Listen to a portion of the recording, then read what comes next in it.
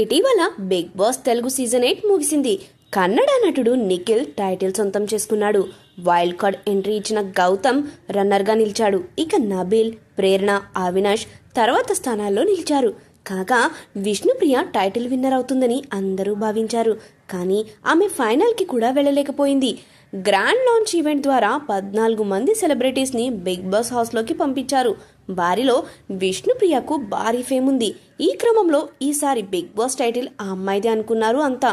కానీ విష్ణుప్రియ గేమ్ ఆశించినంత స్థాయిలో లేదు. ముఖ్యంగా ఆమె పృథ్వీరాజ్ వ్యామోహంలో పడటం ఆడియన్స్కి నచ్చలేదు. ఏ దశలో కూడా విష్ణుప్రియ తన మార్క్ చూపలేకపోయింది.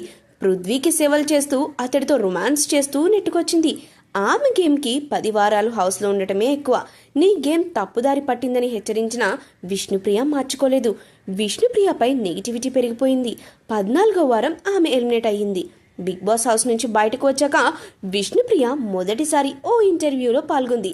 ఈ మేరకు ఆమె కీలక కామెంట్స్ చేసింది. తన గేమ్ చూసి చాలామంది సపోర్ట్ చేశారు, చాలామంది విమర్శించారు అని ఆమె అన్నారు. నాకు సీజన్ 3 నుండి బిగ్ బాస్ ఆఫర్ వస్తూనే ఉన్నాయి, కానీ ఏ సీజన్కి నేను వెళ్ళలేదు. ₹1 కోటి ఇచ్చిన బిగ్ బాస్ షోకి వెళ్ళను అని గతంలో నేను చేసిన కామెంట్స్ ఆధారంగా ట్రోల్స్ కూడా నాపై చేశారు. కొందరు ఎపిసోడ్స్ చూడకుండానే విమర్శలు చేశారని ఆమె వ్యాఖ్యానించారు. నేను నాలాగే హౌస్లో ఉన్నాను. మా గురువు గారు సలహా మేరకే నేను బిగ్ బాస్లోకి వెళ్ళాను. ఈ మధ్య నాకు ఆధ్యాత్మిక చింతన పెరిగింది. నాకు కొంచెం ఈగో, కోపం ఎక్కువ. ఇవి రెండింటిని కంట్రోల్ చేసుకోవడానికి నేను ఆధ్యాత్మిక చింతన చేసుకుంటున్నాను. నన్ను నేను ఎంతవరకు కంట్రోల్ చేసుకోగలను తెలుసుకోవాలని వెళ్ళాను. కొన్ని సందర్భాల్లో నేను కంట్రోల్ తప్పాను. పీరియడ్స్ టైం హార్మోన్స్ ఇన్బ్యాలెన్స్ వలన కూడా నేను సరిగ్గా ఆడలేదని విష్ణుప్రియ చెప్పుకొచ్చింది. కాగా ఈ సీజన్కి విష్ణుప్రియ అత్యధిక రెమ్యునరేషన్ తీసుకుందని సమాచారం.